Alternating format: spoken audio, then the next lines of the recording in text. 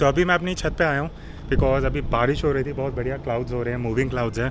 तो मैंने सोचा थोड़ा सा शूट करते हैं एंड हवा भी चल रही है तो नॉइज़ कैंसलेशन का आइडिया हो जाएगा। अभी सांस फूल रहा है बिकॉज़ मैं काफ़ी सीढ़ियाँ चढ़ के आया हूँ। तो अभी जो मैं शूट कर रहा हूँ 4K 50 FPS पे है, स्टेबलाइजेशन सारी ऑफ है। मैं जस्ट हाथ में स्टैंड में पकड़ के इसको चल रहा हूँ, सो गेट अ फेयर आइडिया कि परफॉर्मेंस कैसा है। तो जल्दी से मैं टाइम लैप्स शूट करता हूँ और देखते हैं कैसा आता है। तो अभी एकदम से बारिश शुरू हो गई है और मुझे अंदर शेड में जाना पड़ेगा बिकॉज़ बहुत ज़्यादा बारिश है एंड आई कैन सी इस पे ड्रॉप भी आ रहे हैं। तो थोड़ी देर ब्रेक लेके शूट करते हैं।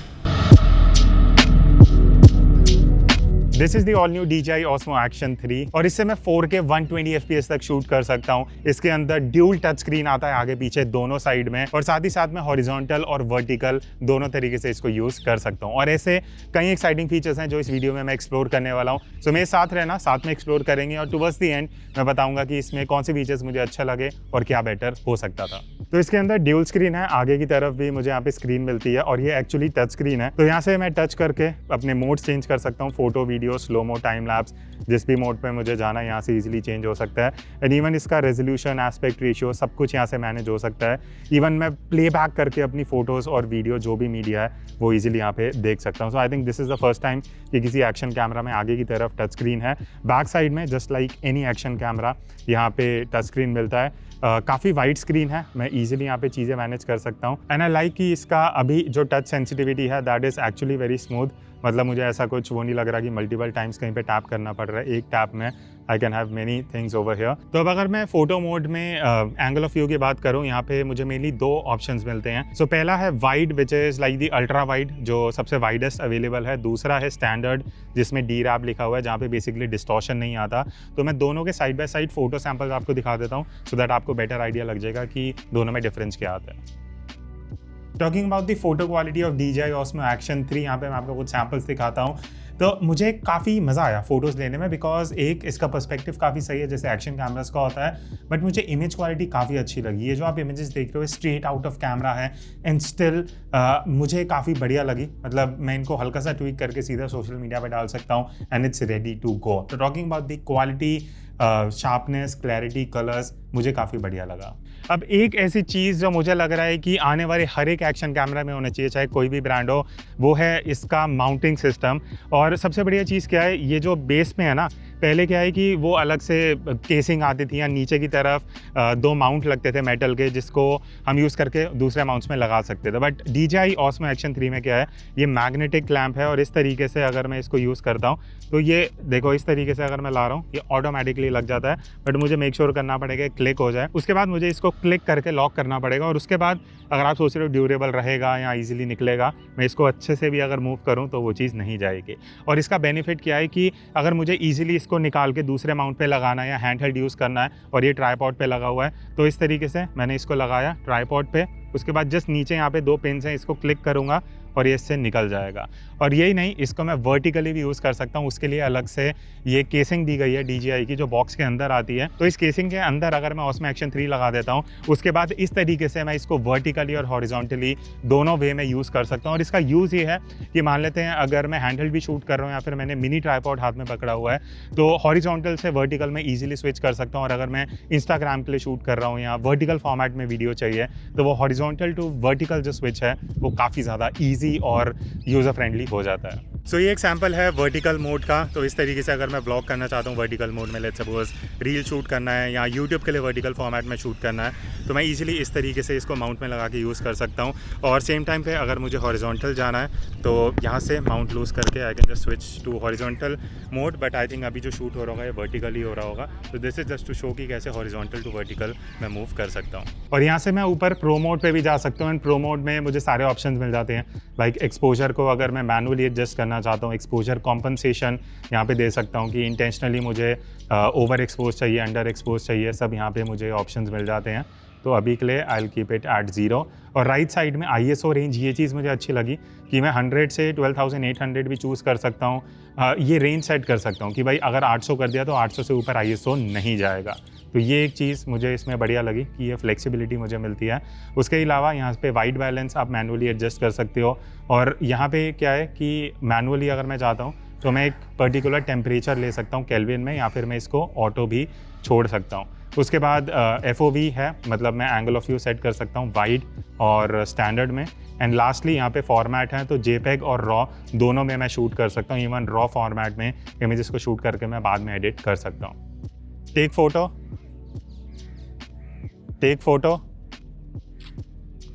ओके, तो अभी जैसे मैं वॉइस कमांड से फ़ोटो ले रहा था, मैंने ये हम कार में भी जब टेस्ट कर रहे थे नोटिस किया है कि जैसे मैंने 2 बार बोला उसमें से सेकंड टाइम पे इसने कमांड लिया है।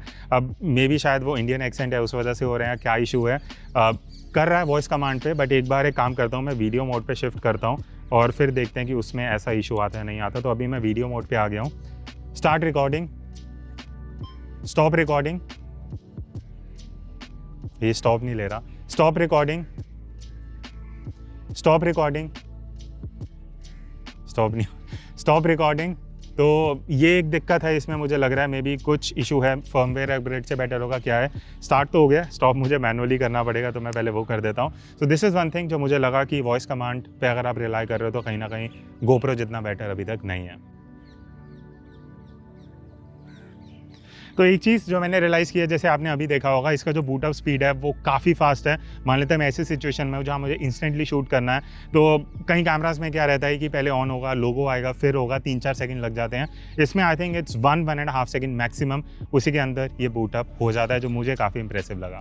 Now talking about video resolution, इसमें काफ़ी ऑप्शंस हैं। सबसे पहले अगर मैं 4K में शूट कर रहा हूँ 16:9 एस्पेक्ट रेशियो, तो मुझे 120 मैक्सिमम FPS मिलता है। तो येस, मैं 4K 120 FPS शूट कर सकता हूँ, चाहे वो हॉरिजॉन्टल हो या फिर वर्टिकल। एंड 2.7K पे भी मैक्सिमम 120 FPS है। बट अगर मैं 1080p पे जाता हूँ, so the good thing is मैं 240 FPS तक शूट कर सकता हूँ। और अगर आप एक्चुअली स्लो मोशन शूट करना चाहते हो बहुत बढ़िया, तो 1080p में आप इजीली 240 पे जाके कर सकते हो। तो कुछ सैंपल शूट करते हैं और देखते हैं स्लोमो कैसा लगता है।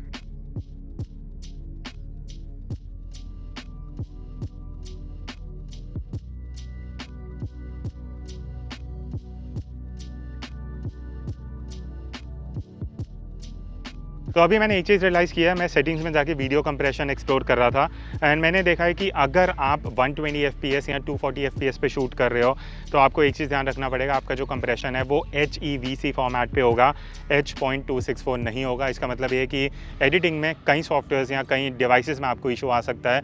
और HEVC थोड़ा हाई हाई कैपेसिटी फॉर्मेट होता है, फाइल थोड़ी हैवी आएंगी। तो अगर आप H.264 में ही वीडियो रिकॉर्ड करना चाहते हो तो आपको 4K 60 तक लिमिट रहना पड़ेगा या 1080 120 FPS पे ही शूट करना पड़ेगा। अब अगर मैं स्टेबलाइजेशन की बात करूं तो यहाँ पे हमें बेसिकली 3 मोड्स मिलते हैं।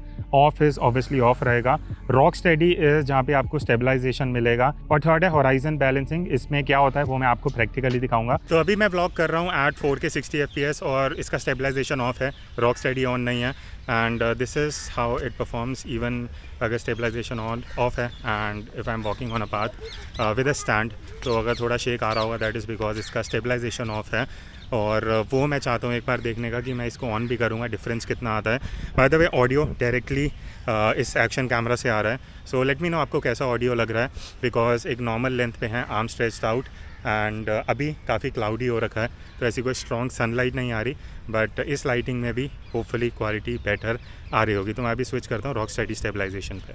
तो अभी मैं सेम पाथ पे हूँ और रॉक स्टेडी स्टेबलाइजेशन मैंने ऑन कर दिया है, तो होपफुली स्टेबलाइजेशन बेटर होगी। बट एक चीज़ मैंने नोटिस किया, आप भी देखोगे कि जब ऑफ था ना तो फ्रेम थोड़ा ज़्यादा वाइड था, अभी उतना वाइड नहीं है। क्यों? बिकॉज स्टेबलाइजेशन जब ऑन होता है तो थोड़ा डिजिटल स्टेबलाइजेशन भी लगता है, उस वजह से थोड़ा सा क्रॉप आता है। बट मैं उसी बात पे वॉक कर रहा हूँ और अगर आपको स्टेबलाइजेशन में फ़र्क दिख रहा है दैट इज़ बिकॉज इसका रॉक स्टेडी स्टेबलाइजेशन जो है वो मैंने ऑन कर दिया है।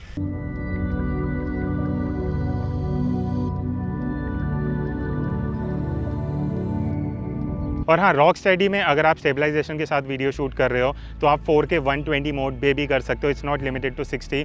इवन अगर मैं 120 FPS पे शूट कर रहा हूँ तो मैं रॉक स्टेडी के साथ प्रॉपर स्टेबलाइजेशन में वीडियो शूट कर सकता हूँ। तो अभी मैं इसका होराइजन बैलेंस जो मोड है वो टेस्ट कर रहा हूँ। इसमें सही चीज़ क्या है, मैंने अभी तक टेस्ट नहीं किया, मैं आपके साथ ही कर रहा हूँ। तो अगर मैं इसको 45 डिग्री पे मूव कर रहा हूँ तो आइडियली इसको जो हॉराइजन है वो लेवल रखना चाहिए। तो आप अगर देखोगे वीडियो में मैं एक्चुअली 45 डिग्री तक अपने हाथ को मूव कर रहा हूँ। तो अगर इससे ज़्यादा मैं करूँगा तो क्या होगा, बेसिकली वो वर्टिकल पे स्विच हो जाएगा। बट एक बार देखते हैं, इतने लेवल तक I think it's more than 45 degree जो ईजिली जा रहा है। और अगर मैं इस तरीके से अपना एंगल मूव कर रहा हूँ तो हॉराइजन को बैलेंस कर रहा है। अब इसका बेनिफिट क्या होगा, बेनिफिट ये है कि अगर मैं कुछ एडवेंचर कुछ एक्शन कर रहा हूँ और वहाँ पे मूव होते हुए हाथ ऐसे ऐसे मूव हो रहा है तो हॉराइजन को बैलेंस रखेगा और जो वीडियो में शेक आने के चांसेस हैं वो उसको एकदम स्मूथ रखेगा, जैसे कि मैं 360 डिग्री या फिर कोई एक गिम्बल पे शूट कर रहा हूँ। बट हाँ, अगर आप ये मोड यूज़ कर रहे हो आपको ध्यान रखना पड़ेगा, ये सिर्फ 4K 60 तक लिमिटेड है। 4K 100 या 120 पे मैं अगर चाहता हूँ तो ये मोड डिसेबल हो जाएगा, मैं इसको ऑन नहीं कर पाऊँगा।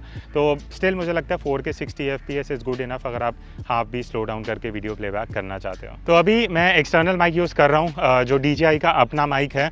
और इसका बेनिफिट ये है कि देखो, अगर मैं पीछे जा रहा हूँ और अभी मैं अपने एक्शन कैमरा से Osmo Action 3 से ऑलमोस्ट 10-12 फीट दूर आ चुका हूँ और पीछे जा रहा हूँ, और अगर ऑडियो सही आ रही है, इसका रीज़न यही है कि ये जो वायरलेस पेयरिंग है DJI टू DJI ये काफ़ी सही है कि मैं एक्सटर्नल माइक लेके जो वायरलेस माइक है वो इसमें अटैच कर सकता हूँ। और मैंने GoPro में ट्राई करा था, उसमें माइक नहीं काम करता। तो अगर आप Action 3 यूज़ कर रहे हो तो आप साथ ही ये माइक यूज़ करके इस तरीके से वायरलेसली ऑडियो को रिकॉर्ड कर सकते हो। और इसका बेनिफिट ये है कि अगर मैं सिंगल पर्सन शूट कर रहा हूँ, मैंने कहीं पर अपना Action 3 रख दिया और इस तरीके से अगर मैं पीछे जाके कुछ सिनेमैटिक शूट करना चाहता हूँ, कुछ यूनिक शॉट चाहिए, कुछ वाइडर फ्रेम चाहिए, तो इस तरीके से मैं ऑडियो को रिकॉर्ड कर सकता हूँ, that too crisp and clear. तो अभी Action 3 से शूट करते हुए मुझे एक इशू जो लग रहा है वो ये है कि अगर मुझे एंगल ऑफ व्यू चेंज करना है, मतलब स्टैंडर्ड से वाइड या अल्ट्रा वाइड जाना है, तो अभी तक मुझे GoPro की आदत थी कि स्क्रीन पे ही सीधा टच करके मैं कर पाता था। बट अभी मुझे अलग से इस आइकन पे क्लिक करना पड़ेगा, फिर FOV पे जाना पड़ेगा और फिर मैं चूज़ कर पाऊँगा बिटवीन जो 3 ऑप्शंस मुझे मिलती हैं। तो ये थोड़ा सा टीडियस हो जाता है और जब तक मैं शायद वो मूवमेंट कैप्चर करना चाहता हूँ, कई सिचुएशंस में वो चीज़ ख़त्म हो सकती है। तो आई एम होपिंग अपग्रेड के साथ ये चीज़ DJI उसको थोड़ा बेटर कर सकता है। बट एक चीज़ आपको ध्यान रखनी पड़ेगी, अगर आप 4K 120 FPS पे शूट करते हो तो आप वाइड एंगल पे ही शूट कर सकते हो, आप अल्ट्रा वाइड पे नहीं जा पाओगे। To shoot in ultra wide आपको 4K 50 या 60 FPS तक ही लिमिटेड रहना पड़ेगा। सेम थिंग 1080p में अगर आप 240 पे जाते हो तो आप अल्ट्रा वाइड पे नहीं, आप वाइड तक ही रिस्ट्रिक्टेड रहोगे, which I think in most cases it's good enough. Ultra wide angle बहुत ज़्यादा डिस्टॉर्शन देता है और आपको स्पेशली अगर वो अल्ट्रा वाइड इफेक्ट चाहिए तो आपको 60 FPS 4K पे ही लिमिट रहना पड़ेगा। तो अभी मैं इसमें वीडियो रिकॉर्ड करने के बाद प्लेबैक कर रहा था ना, रियलाइज्ड वन थिंग, जो इशू एंड्रॉयड और आईफोन में आता है ना वो इसमें हो रहा है कि एंड्रॉयड में क्या होता है, एक्सपोजर वीडियो में बहुत फ्लक्चुएट होता है, आईफोन में बहुत स्मूथ होता है। सेम चीज़ मुझे इसमें लग रही है DJI में कि कहीं ना कहीं, जैसे मैं आपको सैम्पल भी दिखाऊंगा, एक्सपोजर जब मैं मूव कर रहा हूँ ब्राइट से डार्क पार्ट में जाता हूँ, शैडो पार्ट्स में, तो एक्सपोजर एकदम से फ्लक्चुएट होता है जो देखने में उतना प्रोफेशनल नहीं लगता। येस, मैं प्रो मोड में जाके एक पर्टिकुलर एक्सपोजर ले सकता हूँ, बट मोस्टली जो एक्शन कैमरा यूज़ करते हैं वो प्रो मोड में नहीं शूट करते। तो ऑटो मोड में ये एक मुझे लग रहा है कि एक्सपोजर थोड़ा ज़्यादा फ्लक्चुएट हो रहा है। बाकी इसको GoPro के साथ कंपेयर करेंगे तब ज़्यादा बेटर पता लगेगा। GoPro 11 भी आया, आप लोग बताना कमेंट करके अगर आपको इसका और उसका कंपैरिजन चाहिए। तो अगर ज़्यादा कमेंट्स आएंगे will surely bring that comparison video. So अभी बारिश का मौसम है और कैमरा गंदा हो चुका है, एक बार मिट्टी हटाते हैं और यहाँ पे पाइप पड़ी है तो एक बार पानी से भी इसको धो ही देते हैं।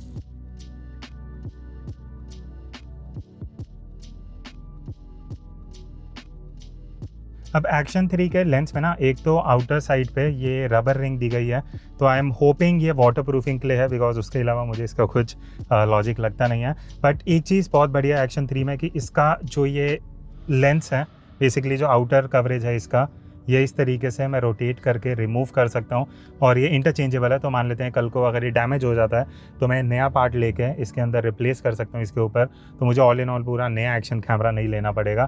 तो वो एक बढ़िया चीज़ है, कल को अगर कुछ होता है तो you can buy it separately. इसका कॉस्ट मुझे नहीं पता बट कर सकते। अब एक्शन कैमरा में सबसे बड़ी दिक्कत क्या रहती है, जैसे अभी हम आउटडोर शूट कर रहे हैं, हमें ऑलमोस्ट 1.5 घंटा हो गया शूट करते हुए, और अगर मैं बैटरी लेवल देखूँ अभी भी इसका 48% बैटरी है। तो बैटरी बैकअप अभी तक काफ़ी बढ़िया चल रहा है। 2.5 घंटे के आसपास ब्रांड क्लेम करता है, विच आई थिंक जिस हिसाब से हम शूट कर रहे हैं, काफ़ी सैंपल्स ले रहे हैं साइड बाय साइड, तो 2.5 घंटे 2 से 2.5 घंटे ईजिली ये चल जाएगा। बट एक चीज़ मुझे बढ़िया लगी कि इसके अंदर फास्ट चार्जिंग है, तो अगर मैं इस बैटरी को चार्ज करना चाहता हूँ 0 to 100, तो brand claims around 50 minute, but जब मैंने इसको किया था ऑलमोस्ट 1 घंटे में ये फुल बैटरी चार्ज हो गई थी। तो अगर आप काफ़ी ट्रैवल करते हो, फास्ट चार्जिंग आपके काम आएगा और बैटरी बैकअप भी जो है वो इज गुड इनफ, लाइक 2 से ढाई घंटे बढ़िया चल जाता है। तो फिर भी हम आए थे 8 बजे आए थे ना, 93% बैटरी से स्टार्ट किया था हम लोग। हाँ, तो 2.5 घंटे चली है 93, तो मतलब आराम से 2.5 जितना ब्रांड क्लेम कर रहा है उतना बैटरी चलेगा।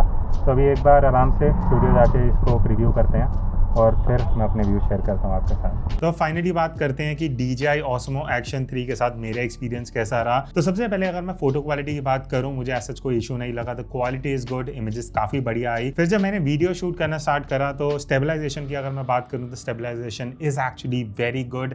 मुझे लगा नहीं था DJI इतना बेटर परफॉर्म कर रहा होगा। और उसके बाद एक बढ़िया चीज़ मुझे लगी कि भाई मैं एक्सटर्नल माइक इसके साथ ईजिली यूज़ कर सकता हूँ DJI का।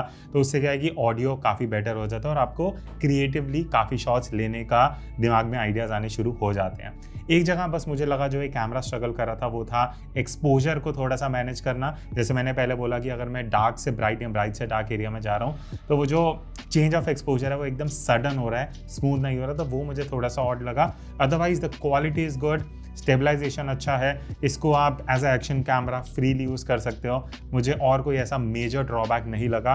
And the biggest plus point of Action 3 जो मेरे हिसाब से है वो ये है कि इसको मैं वर्टिकल और हॉरिजॉन्टल दोनों तरीके से यूज़ कर सकता हूँ। और सेम चीज़ यहाँ पे माउंट में दी गई है, तो अगर मैं इसको ट्राईपॉड में भी लगा रहा हूँ सीधा वर्टिकली माउंट करके मैं वीडियो शूट कर सकता हूँ। मुझे अपने ट्राईपॉड को ऐसे टेढ़ा नहीं पकड़ना पड़ेगा और वो प्रैक्टिकली काफ़ी काम आता है।